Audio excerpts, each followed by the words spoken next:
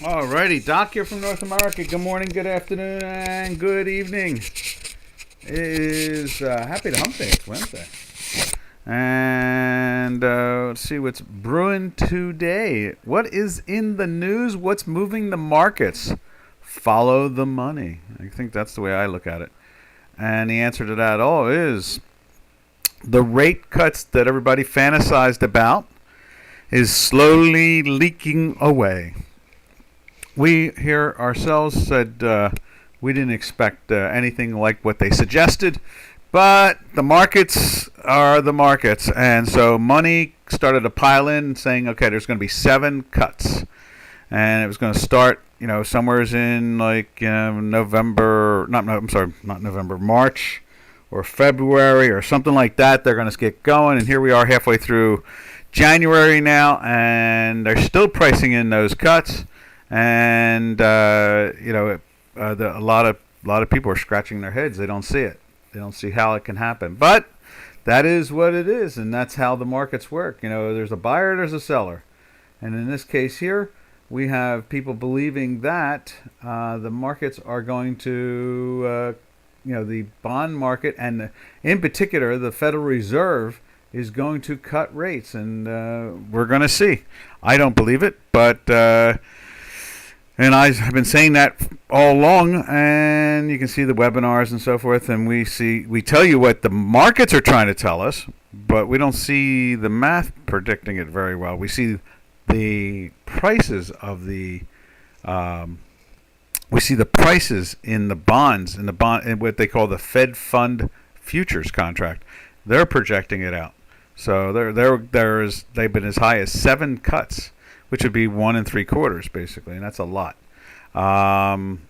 We'll see, but as far as I can tell, any cuts that are coming more than likely won't show up until somewhere around July or June, July or August, in that area. A quarter point cut might be here or there, just to make the politicos feel good or whatever, because who's pushing this is basically the political side of the spectrum, not the financial side. Anyhow, there it is right there. That's why we see the dollar index, which we're not exactly big bulls on, but we've been telling you that our math keeps on screaming that it wants to go up in value. So let's put it up on the screen there. You can see over on J4X. You can see it has been moving up. Not big, just moving up. It's got a drift to it. It's drifting up. You can see it drifted down. It's drifting back up again. That's about it. It drifted big down because it was extremely overbought. And how many times we tried to remind people that the dollar is overvalued, not undervalued. Here in the United States, the Bloomberg News will tell you that it's undervalued. CNBC will tell you it's undervalued. And, and then other groups like Associated Press or Reuters will tell you it's undervalued. To me, it's overvalued because it's over 100. Right there, you can see on J4X, it's offered at 103.16.5 with a basically 13 bid, 103.13 bid. It's 103.12.5 to be exact. And so, to me, anytime it's over the 100 mark, it is overvalued, and when it's underneath it, it's undervalued. It's not that complicated a thing to think about. They got spoiled during the Trump years, where it ran up to about 114, 115, and then also the stock market almost tripled in price, and so that has them all confused because now we're sitting at 103, and they think it's undervalued when in fact it was way overvalued at that point. Just as many of you here in the webinar would say, Doc, when is the euro going to break the century mark or the 100 mark? When is it going to be broken? And finally, about a year and a half ago, was it a year and a half? Now let's double check. Let's take a peek at that. Because we don't like to make up things. We want reality here. So let's put the euro in there for a second. And it traded down to about the 96 or 97 area or something like that, 95 and change. And, our math picked it up pretty easily. There it is right there. That was in September to October of 22. So it's over a year and a quarter now that it made the lows and then came back up again. And for decades, people looked at it and said, when is it going to get to 100? When's it going to break the 100 mark? And finally it did. And we were there first. Or at least first here on the webinars talking about that we're going to see that break finally. And we did. And, it was the math. The math showed us, as I say, follow the money. And we followed the money, and it did, and we caught the bottom. Our math turned and told us it was bottoming, and it looks fine right there. The euro's for the second largest economy in the world. Just a reminder, people, China is not the second largest economy in the world. But the European Union is the second largest economy in the world. And that showed us that they brought it down into the lows, and now we're basically like the dollar, hanging around the 100 and plus area. In this case here, the euro is around the 108.76. So it's not, just now maybe it's a little overvalued. Before it was a lot overvalued. We've seen days and years where we were looking at it in the 140s and the 150s. And now it's kind of, to me, is in the fair value range. Nobody else on the planet besides the U.S. Bond market and the European Union bond market can handle the volume of the world. Hence, that's why they are the two largest bond economies in the world, because they have the liquidity and the depth and the guarantee that when you buy it, there'll be money there when you go to sell it. And so that's where we're at the moment. I know over in Davos yesterday and even today they're pressing the question like, what did China go? How did it go wrong? Will China rebound? Their GDP was a little bit lower than anticipated. And you have all these bankruptcies going on in state-run businesses and real estate and so forth. And so there's a lot of uncertainty there. We always explain it, show it, and predict it. Through the math. And so, here we are looking at the currencies. Unfortunately, if they were the second largest economy in the world, we would have a currency we could show you. But unfortunately, the Chinese yuan is locked to the dollar. So in other words, they fix it. The People's Bank of China fixes it so that it doesn't float, so you don't know what the real price is. It's just what they declare the price to be. And so that makes it a lot complicated there. And it's awful hard to believe that anybody would perceive China as the largest or second largest economy in the world going to take over things. But they do. They say it. And I guess, what was that fellow from the German region at one time, Goebbels or something, that used to say if you say something over and over again and it's a lie, people start to believe it's true. And I guess that's what it really comes down to at the moment. All right. So that is the dollar against the euro, and let's take the last look of the index itself that we like to look at. It's the 6 currencies, and what makes up the dollar index is, if I can find it again here, there it is. The euro is over 50 some odd percent of the index. Second currency in there is the Japanese yen. It's about 22% of the index. The British pound is number 3 in there. It's about 16-17% of the index. And then the last 3 are the Canadian and the Swiss franc and the kroner. And they make up the 100% of the index, which is always nice to understand when you're looking at something to try to know what it means, and then you know what to look for. All right. And you can see over here, let's see, this is our beta platform right now. We're back testing. You can see it's in a weekly buy going on a second week right there. It's been in a daily buy most of this move here. Did dip down a little bit once or twice there and back into the buy again. And then when we go over to, we go over to this one, the actual other platform we use. And we'll show you the dollar index there, and here it comes. It's right there. See, same thing. They're lifting it up a little bit more. It's been in the daily buy since right here, and it's climbing in a second week of the weekly buy. And let's see what the J4X looks like when it comes to the weekly. I'm sure it's Probably has two red hinkies. We'll see in a second or two. How about that? Two nice green hinkies to start off with, and one right there. So it's been telling us that they've been trying to buy this for a bunch of weeks. That's 2+ weeks now. Let's see, I just got a ding there. Dingy, dingy, dingy. Here we are.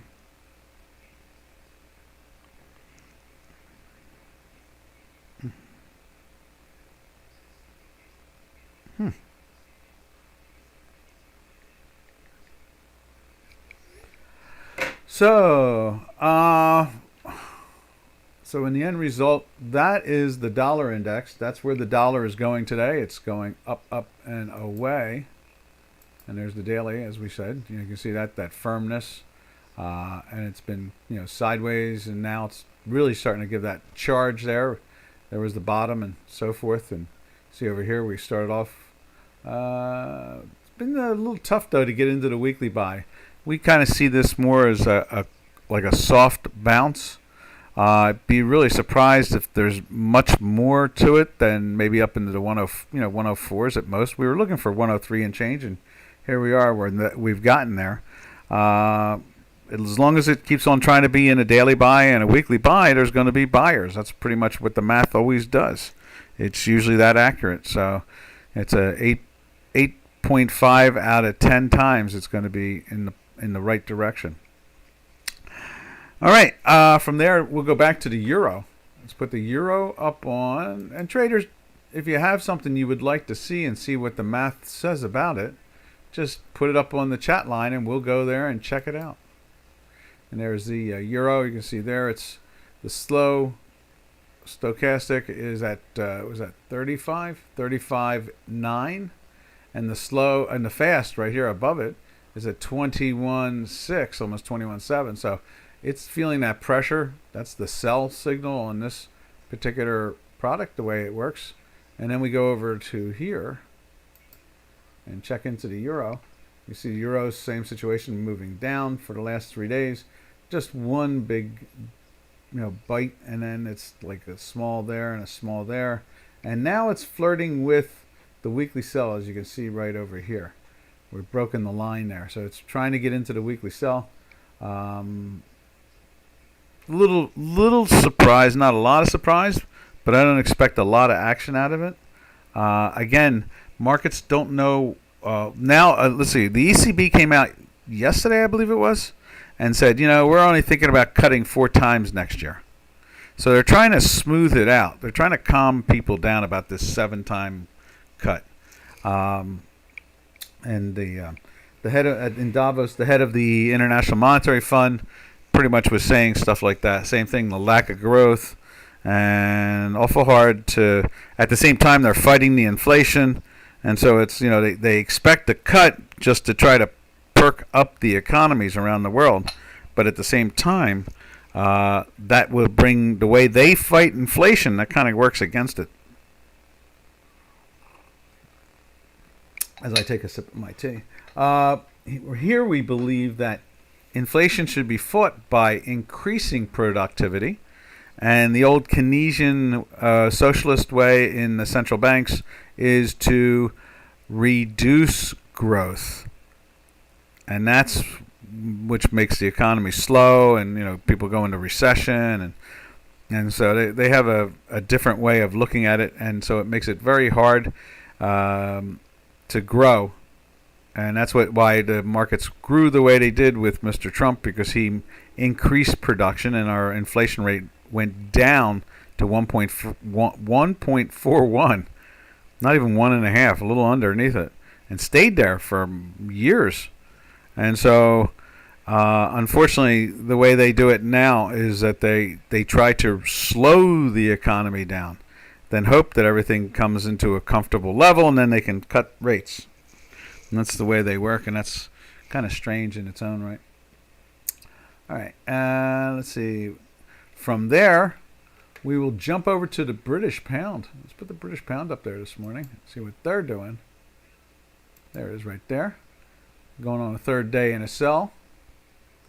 Over here, the British pound is, I think it's 2 days in a sell.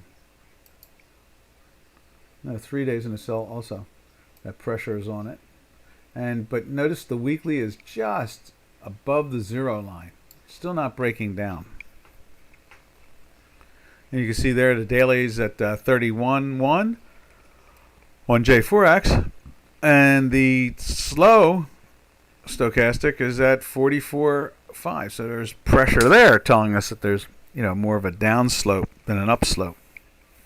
But our weeklies, as you can see over here, are not that hungry to break down. It's been in a weekly buy since back in here, and you can see it's kind of plateaued, and we keep on bouncing around, but we don't go into the minus. So it's still in that weekly buy since back here in when was that? That was at the end of October, beginning of November.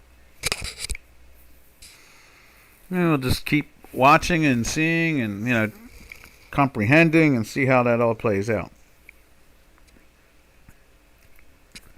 All right. So from there, we slide over to which we've been really comfortable with, and that is the Swiss franc has been a really good pairs trade with the dollar. When you want to be long dollars, you sell the Swiss, and when you want to be short dollars, you buy the Swiss. It seems to be very receptive. It's moving in a really good lockstep action. There it is right there, 86.48. 47s are now traded, 46 bid for. And as you can see, it's been in a buy for a bunch of days there. Let's put it up over here. Right there. You see it's, there's a 3, 4, 5, 6, 7. Is that 7? Yep. 7 days in a daily buy. You can see the weekly is on that edge. It's trying. The fast is moved up through the buy line, but the problem is that the slow has not yet. The histogram, white histogram, and the green line. So it to us is like we're thinking that if they roll over, that'll make total sense to us, because the weekly has been fighting not to be into that buy, and it's been in that buy all the way back since. Let's see if we can find it. Let's tighten it up. Maybe that'll do it. There it is. So it went into the buy in the 90 area back in the middle of October. And we've seen it trade all the way down to 83.33. So it's been a very good gain by the Swiss against the dollar. Okay, another day of quietness. No one's asking questions. That's something. Janus is not asking for a stock. All right, let's go over, because we can find almost anything, gold, silver, crude, Brent. We can find you stocks. We can find you all kinds of things. Other currencies, maybe currency you like to trade. All right, and from there we go over to the yen. There's the dollar-yen pairs trade showing more strength again today. And let's put it up over here. There it is. We're now piercing the 48-ish area. We hit that and came back down a little bit. We're through the weekly buy number with no problem whatsoever. So, it's been in it since Monday. Because these currencies trade, 5 days a week no matter what. And what else can we say about the yen? A little disappointed to see the yen go from that 140 up to almost 148 now. Putting it, between 152 and 140, that's 12 points, so it's over the 50% retracement already. So we're a little disappointed, thinking, oh, darn, is something wrong again? We keep on waiting. I mean, the LDP, that's the Liberal Democrat Party in China, runs the place, keeps on losing people. They've lost the finance minister, they've lost 4 cabinet positions, and they put in a new Bank of Japan in, and they're having issues over there trying to straighten things out. Some have gone to jail, some have done this or that. The whole LDP organization has been promising now they'll stop taking sponsorships or something like that. They, in other words, some type of money given to them to do different political things. Definitely a weird world of late. Definitely a real, criminals get rewarded. It's a strange thing there. So yeah, you can see that there, and you can see the weekly. Let's move that line down to the 0 line right there. You see that weekly jumped into the buy right on Monday, and it's been climbing. Once it goes through that manifold, the odds are 99% chance it closes in a weekly buy. So we know that there was strength there, and sure enough, it has been there, and we've been in that daily buy for a bunch of days. I guess all the way back into here, and and now we're climbing again. Just stayed in a buy, just kind of stalled out a little bit, and then now it's climbing again. And I'm trying to think what I saw. I have Nikkei News on, and I see a lot of things that go on in Japan and Asia that you don't usually see on the Western television or Western news sources. Oh, here we go. Perthan, hello. How about gold? How about it? Let's go check it out. There is gold. Nope, that's not it. Let's go to that screen. There we go. Gold, gold, gold, gold, gold. There's gold. Showing a little strength here from its lows today. I'm impressed with that. And you can see our daily buy is trying to climb back up again. We've been in the daily sell, though, since the 2000, what was that, 75? Let's see what the close is there. 67. So we've been in the sell since the 2067. It only traded down to the low of 2020. Then they gave us a big pop on last Friday. It failed. It didn't get into the buy. It missed it. You can see that right there. And we're back sliding down again, but we never got a buy signal because it didn't break through the 0 line. Now today, you see that they are flirting with the buy signal. And the weekly is trying to go back into a sell. It's in the weekly buy. So we're in what we say is if it's in a weekly buy and it goes into a daily buy, we buy. If it's in a weekly sell and it goes into a daily sell, we short it. And that's how we work this. So that's the gold.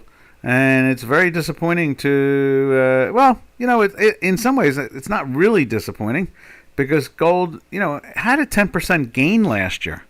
So that's pretty good. I myself, because of all the strange things that are going on with the quantitative easing since 2009, basically, or 2008, whatever you want to call it, at the beginning of the Obama administration, the biggest thing of all is that it really doesn't make a lot of sense. In other words, I would have assumed with all the calamity that went on that I would have thought we'd see $5,000 gold or $10,000 gold. Well, we really haven't. We haven't really seen the big numbers. And that's because gold is slow and steady. In other words, it's kind of like watching the moon orbit the Earth. You look up and it's at that spot.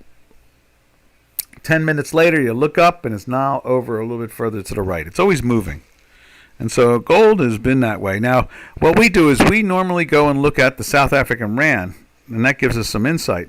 Just looking at gold there, because of, gold was down today, so I would have to imagine South African rand must be sideways, and it must be coming up from its lows today also at the same time. So there it is right there.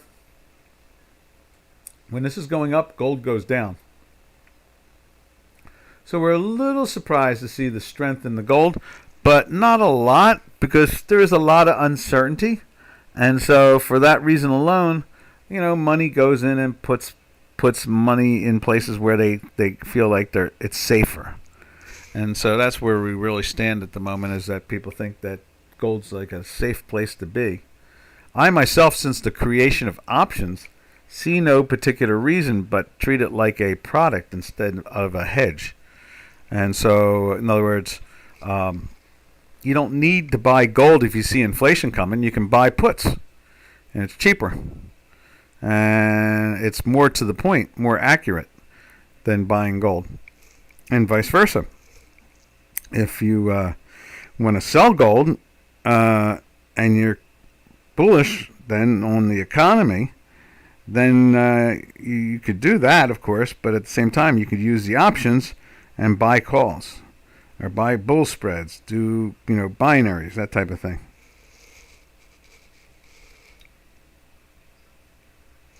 All right. I hope that answered your question. And what we'll do now is, since there's the South African Rand, we'll go look at the other four metals. Matter of fact, we'll just give a quick peek at the experiment, not say anything about it. Okay. Just wanted to make sure it wasn't doing anything wild. That is the Turkish lira. Now let's go over and take a look at silver.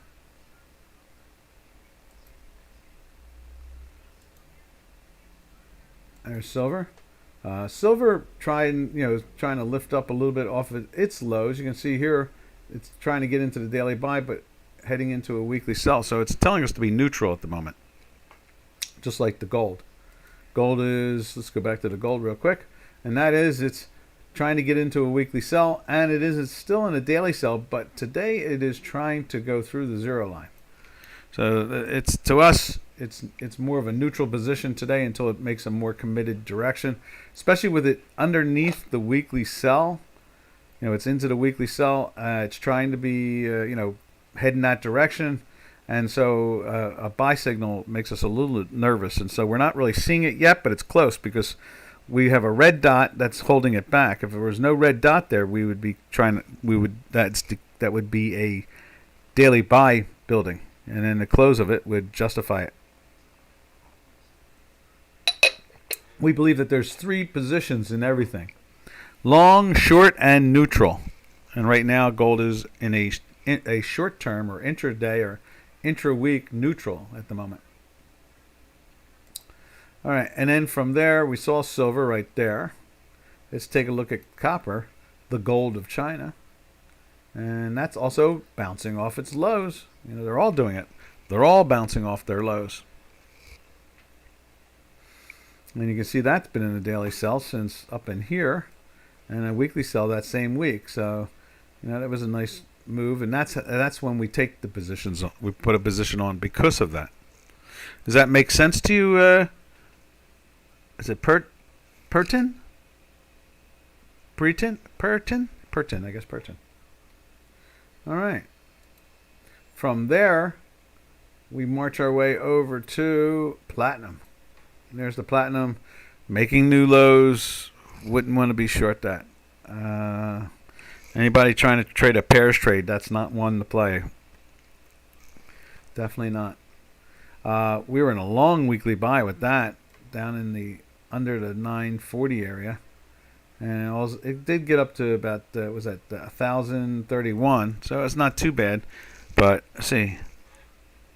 Oh, no problem at all. I'm glad you asked the question. We always like that. Platinum, to me, is an enigma. I would not want to be short the platinum. In case something wicks up and they realize how foolish they've been. When you go to a jewelry store, the platinum is trading at a higher price than gold. But when you go to the exchange, you can buy the platinum half the price of gold. So something's wrong there. All right, from there we'll go over to the energies. Let's take a look at crude oil right there. And you can see it's been pushing its way down. A couple days in the sell. It's in a weekly sell. Over here, we're going to put Brent up on J4X. You see Brent heading into the sell there. We have it also on our beta. Let's put it on the beta. Beta, right there.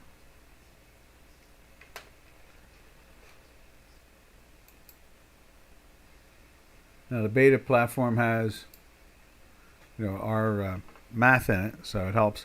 You can see it's trying to fall over into the weekly sell. It's trying to dive back into the daily sell.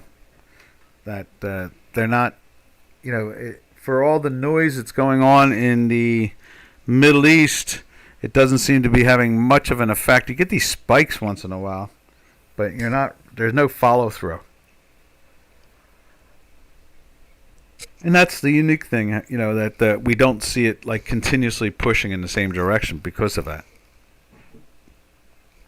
All right. From there, we'll take a look at some of the other products. The heating oil they trade in the United States. And that is right there. It's the February contract. And it's been in the sell for 3 days, and it's sliding softly. But it's in a weekly buy, so you don't really want to play with that. Then we go over and look at nat gas right there. And we'll put that up on J4X.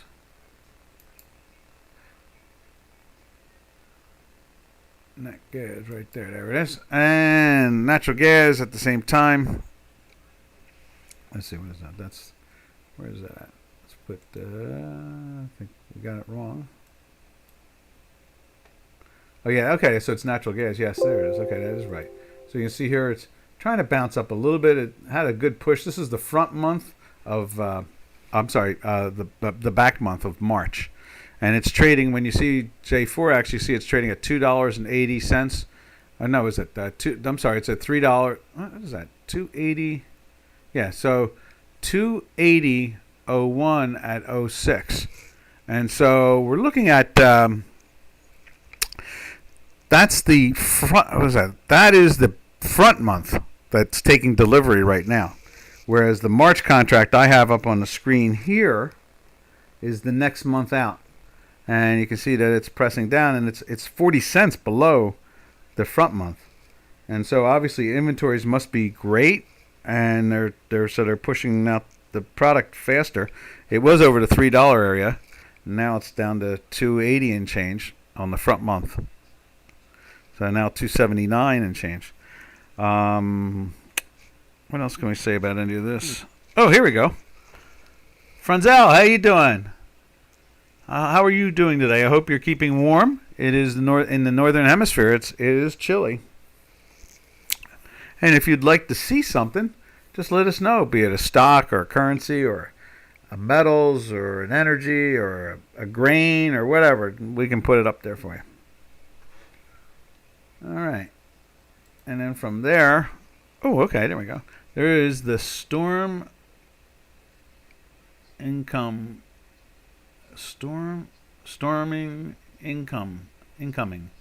Yeah, we're having we've in the middle of the country. They've been getting clocked where Robin lives, and I have we just dropped below the freezing point. I mean, aggressively.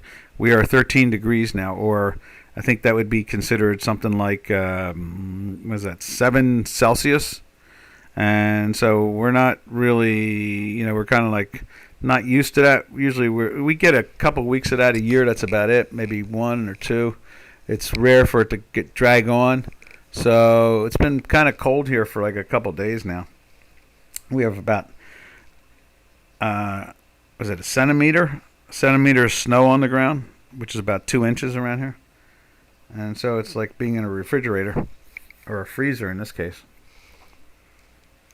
Let's see, Robin says, +2 Fahrenheit. What's that, 15 Celsius minus? Oh, man. Ow. We're 13 right now. So, and we're going to see more snow on Thursday. Thursday? Thursday, yeah, Thursday. I took the leaf blower out, Robin. You want to try doing that with the car?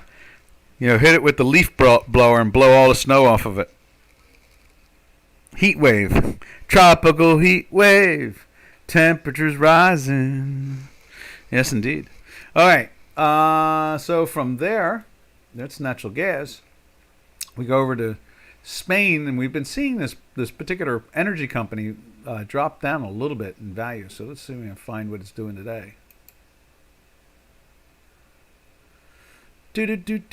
Right there. I just saw it.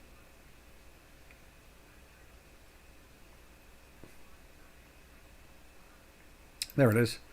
Wow, look at that drop. It's dropped over $1. And that was trading, it's trading a little under 26 now, 25.94. It was trading at 28 no more than like a week or so go back, or like say 27 and a half. So they're really putting some pressure on that at the same time, which is a good thing because when it goes down, the cost of energy goes down, and so that helps out a lot. That does. All right, that does the energies. So we're moving along smooth and fast today. From there, let's go take a look at some of the stock indices.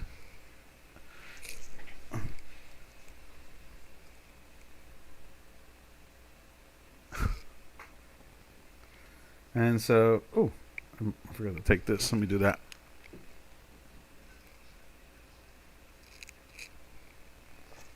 There we go. So,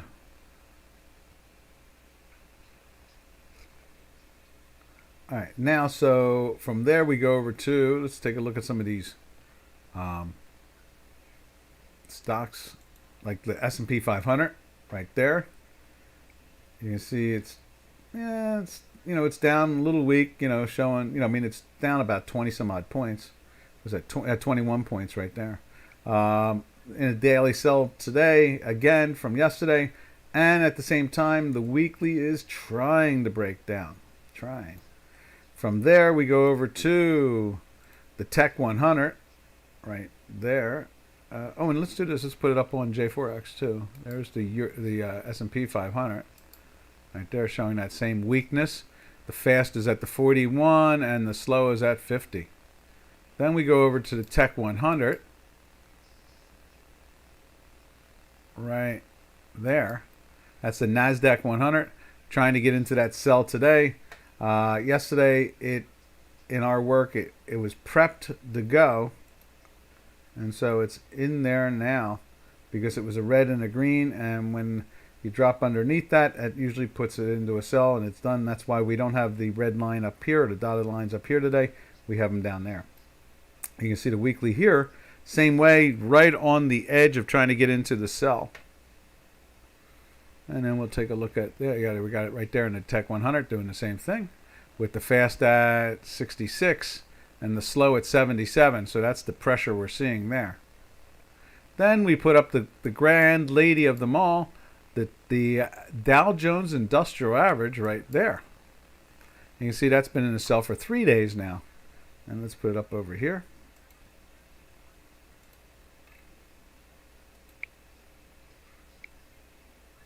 There we are. And there's the S&P 500. I'm sorry, not the S&P 500. That's the Dow Jones Industrial Average. And let's put it up over here. I thought I just did, but I didn't. Right there.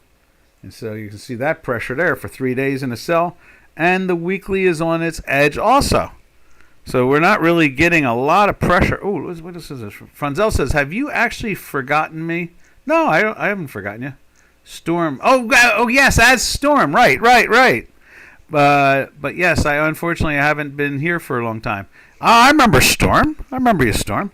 I'm trying to think what you had some really good. You were saying a lot of interesting things. Trying to think. You do some. I'm trying to think of the technical analysis you do. You do some. I thought you did some good technical analysis. You were doing some volume work, right? I thought that was pretty good. I think we looked at the volume work you were doing. It looked very good. Isn't that right, Storm? Were you doing volume work? Technical analysis through volume activity, through volume of the products and the trading volume itself. Someone asked us a question about that. I guess it was last week. Maybe it was last Friday or Thursday, and they were talking about tape reading. The old-fashioned tape reading, and not using algorithms and averages, just following the volume. And I'm the developer of Storm Trader software for trading. I own a trade tech. Oh, okay, cool. Yeah, so someone was here last week talking about wow, do you use like you and I, we use a technical analysis that we developed, and they were asking about, don't you read the tape? And I said to them, I said, it's hard to read the tape since they created futures contracts and listed options, because when someone buys the underlying product, it doesn't always mean they're getting long. They could be getting short. You know, in other words, they could be closing their short out. They could be covering some of their short, and you know, it doesn't always reflect it anymore because of the derivatives. Buying and selling doesn't always mean the same thing anymore, and so you know, we use our technical analysis like you do and I do, because it opens the doorway to understand the market better.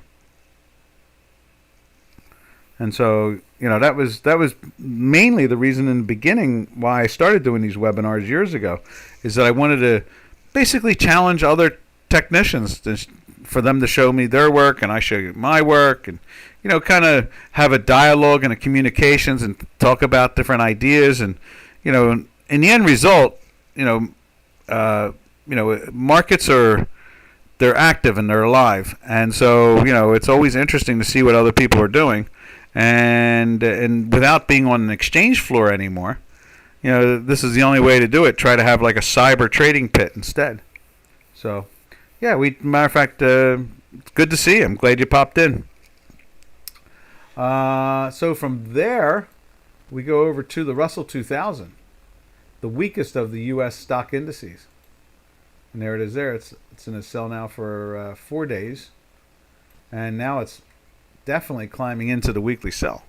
It's not backing off from this weakness here. So looks like it's dropped almost, was that 10%? Yeah, we're heading for the 10% mark. Backed off from its highs of just 2.5, 3 weeks ago. Now let's take a look, just quick interest. The S&P 500 at that same time was flirting with its high right there no more than 5 days ago. So that is kind of interesting that, you know, the Russell was starting to really lead its way. You're absolutely right, yes. And by the way, you can also talk wonderfully about SUVs and their responsibility for the destruction of our solar system. Yes. Exactly. I've been seeing all that stuff in Davos and John Kerry. It's so weird. They are so weird, and they talk about, you know, renewable energies. I never see. I have physics. I had physics 1 and physics 2, you know, advanced physics. I've never seen a book that has that in it. Renewable energies. I guess you throw out Sir Isaac Newton, where he says, you know, energy can't be destroyed or created. And the global people, I call them global weather people, because for a while they were global. They thought we were going into an ice age, which I thought they were right about, and now they think we're going into some type of heat wave, which they seem to be mathematically wrong about. They are wrong about. So yes, and I'm always saying that these SUVs have the ability to disrupt the whole solar system at this point, because all the planets in our solar system are having major problems. And so just as Earth has lost its magnetic field, about 30% of it, if not more, and you can see our weather is shifting from it all, I guess the SUVs have done that. And at the same time, these global weather people have no concern about the sun in the sky. They claim that has almost no effect on Earth. So, yeah, that's definitely weird, all right. It's fun, too. You know, SUVs destroying our solar system. All right, from there, we go over to, what was I looking at? Oh, yes, I got done with the Russell 2000 and saw that weakness. And so we're starting to see that weakness creep into the bigger stocks. And obviously the Dow Jones Industrial Average is 3 days in a sell now. It's pushing even a little bit harder. Now what I want to see is or not want to see, but you know, we see this thing go into a weekly sell, then we'll know that pressure is really starting to press down again. Storm says, I recently drove my BMW at 260 kilometers on the German Autobahn and was able to observe how the moon shifted as a result. I bet. Since you weren't in a fixed spot, That would make total sense. Yeah, you look up and it's like, whoop, it's not there now. Whoop, there it go. Whoop, there it go. I like that. That's good. Yes. Yeah. You and I realize that life is not static. That's the key right there. Life is not static. In other words, it doesn't sit still. It keeps on moving. That's exactly right. Matter of fact, I saw this study just recently that the ozone hole is greater than ever, and all the things that they've done has actually had no effect and has actually worsened the ozone hole. That's because it's from the sun that's burning up the ozone, creating the ozone hole to be larger. But then these global weather people are against the sun. They don't, pay attention to it. All right, from there, let's go take a look at, on our beta, we can put in some of these other stock indices. So here's our beta, and let's take a look at, let's see, where is that? Right there, there's the Nikkei. Now the Nikkei rolling over a little bit, but we're at a 35-year high in the Nikkei, and that's very impressive. It'll be nice to see this thing, go take out the all-time high. It's been 35 years that it hasn't. I think that's around 39,000. It got up a little over 36,000 a couple days ago. Let's see. The only thing that is static in this universe is that we men are never right when women argue with, when we argue with women. Yeah, I hear you there. Well, you got to remember the planetary situation with that. Men are from Mars and women are from Venus. And once you put that into the calculation, it's all fine. All right, and then from there, and then you got to keep your head down from there. All right, from there we go over to the DAX. There's the DAX starting to roll over too at the same time. It's been in a sell for 4 days now, and been in a sell here showing us 3 weeks now. So the pressure has been started back in here. Let's see. Okay, that makes sense. Yep. And so the DAX backing off a little bit. The ADF is getting some movement. A lot of the elections are showing people want free markets and free minds and want less government on their back. And the left looks at it as it's all evil. They want to make decisions for us, and that's a big challenge that's going on right now. So you can see here the DAX, which has been very firm. You can see it there. It plateaued back in early December, and it stayed up in there, bounced around a little bit, tried to make its low right here, and then right there, and then let's get rid of that again, like so. There we are, right in here. So it got weak here and then climbed up again and failed, didn't take out the high, and now we're breaking down even more. You see we went into the first sell up in here, and then jumped into the buy a little bit for the small action and right back into the sell again. And that is the DAX. Now from the DAX, DAXy. We go from the DAX to I think I added the FTSE too, didn't I? Yeah, there's the FTSE. So we've added the FTSE from London in there, and there's the FTSE. You see that's been moving down and been showing even more weakness than the DAX. It's going from the 7,600 area down to dropping underneath 7,300 over the last basically 30 days.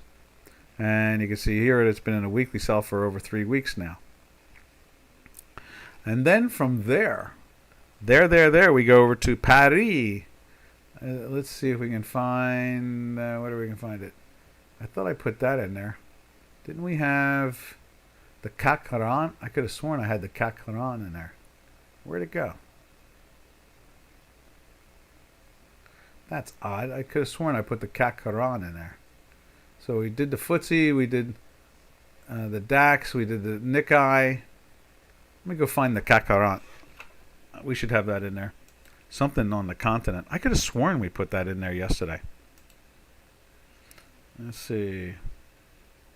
Global. It's global. There it is. Let's put the CAC Courant in there. We're adding it into it now. Whoop. Let's try that one more time. Markets, world indices. There it is. And let's find the CAC Courant. There it is. No, that's what it is there. That's what I'm looking at. The CAC Courant. That's what it is. Oh, I see what happened. I need to do this too. That is the CAC Courant. That's been falling. That's interesting.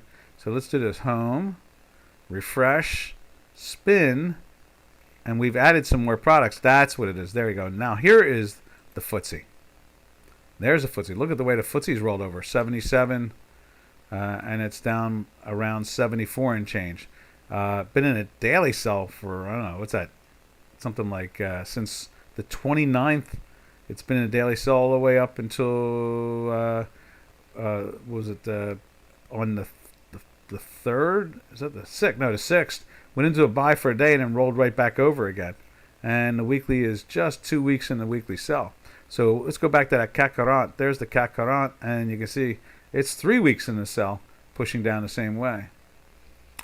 And then from there, let's see, there is. We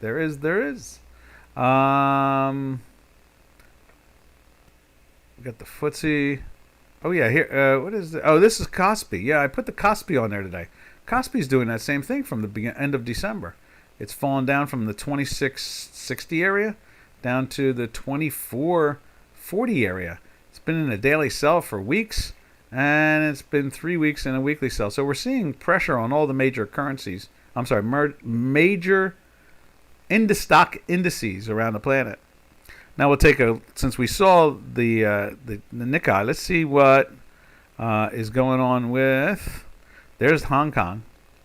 And Hong Kong's doing that same rollover, and 2 weeks in a sell, and it's kind of been bouncy, but it's 2 full weeks in a sell.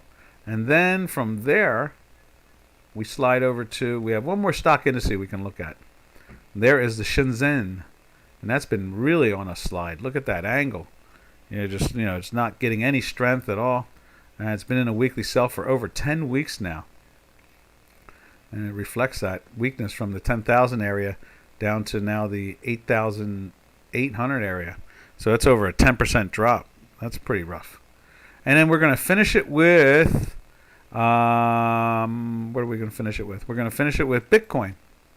There's Bitcoin. That big drop there was fascinating. And they're fighting to try to climb into the buy today. And you can see the weekly is trying to roll over. So we really got a cross action going on with that one too at the same time. All right, traders. I guess we have to figure out a title for today. What should that be? I'm trying to think what we talked about. I guess the most we talked about when it came to the markets was we started off in the beginning about the markets starting to see the markets are wondering if the rate cuts are really coming. And that's really what today I could say is what we talked about in the first 20-30 minutes. So I think we'll come up with a title that represents that conversation of the last 20 minutes or so during the dollar look. When we looked against all the pairs trades against the dollar, and the fact that the interest rate cut just doesn't look like it's coming. And you can see, let's just show you one last thing because of that. Look at the bond. Look at the dip it made.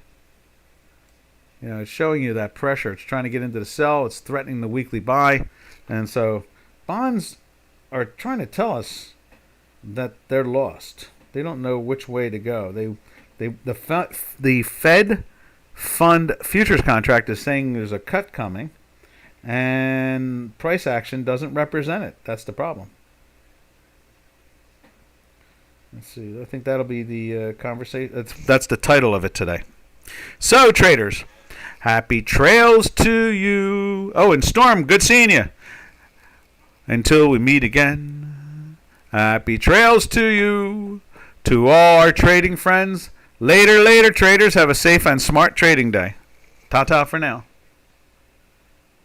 Thank you. Same to you.